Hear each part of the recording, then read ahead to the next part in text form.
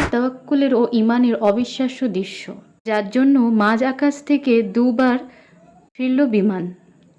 মাঝে মাঝে মানুষের লম্বা দাড়ি ও পোশাক দেখে আমরা মানুষকে জাজ করে ফেলি মানুষটা কতই না আল্লাহর প্রতি ইমান রাখে, কিন্তু কোন মানুষ ঠিক আল্লাহর কতটি প্রিয় তা আমরা কেউ জানি না।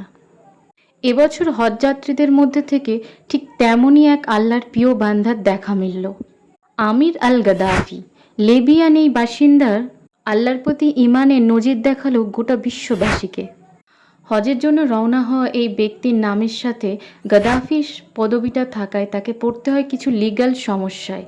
এয়ারপোর্ট কর্তৃপক্ষ তাকে জিজ্ঞাসাবাদের জন্য নিয়ে যায়। সমস্ত ডকুমেন্টস ভেরিফাইয়ের পর সে যখন আবার প্লেনের কাছে ফিরে আসে ততক্ষণ নাগাদ প্লেনের দরজা বন্ধ হয়ে গিয়েছিল। অনেক অনুরোধ করার পরেও এয়ারপোর্ট কর্তৃপক্ষ তাকে প্লেনে নিতে রাজি হয়নি। তাকে না নিয়েই প্লেনটি হজের জন্য রওনা দেয় মাঝ আকাশে। কিন্তু সেখানেই শুরু হয় বিপদ। আমিরের ছিল আল্লাহর প্রতি অগাধ বিশ্বাস। তিনি দাঁড়িয়েই রইলেন।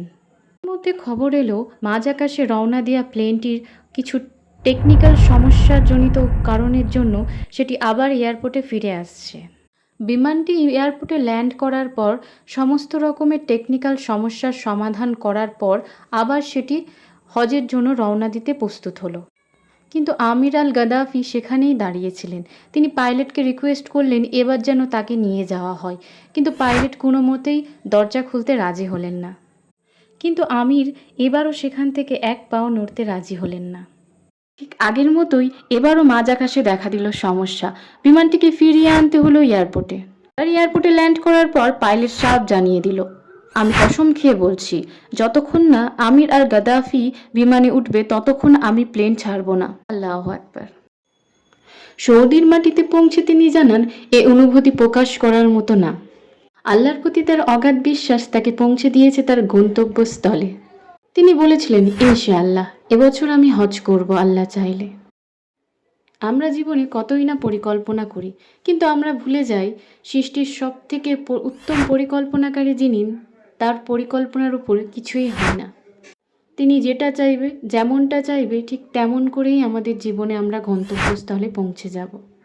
আমাদের তার উপরে ইমান ও তাওয়াক্কুল রাখতে হবে অবিশ্বাস্য।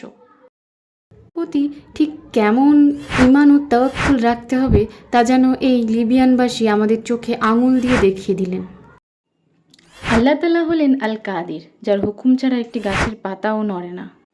আল্লাহর প্রতি আমির আল গাদ্দাফির এই বিশ্বাস তাকে পৌঁছে দিয়েছে প্রত্যেকটি মুমিন মুসলমানের অন্তরে। তিনি বুঝিয়ে দিয়েছেন আল্লাহর প্রতি বিশ্বাস রাখলে আল্লাহ অসম্ভবকেও সম্ভব করতে কাদির।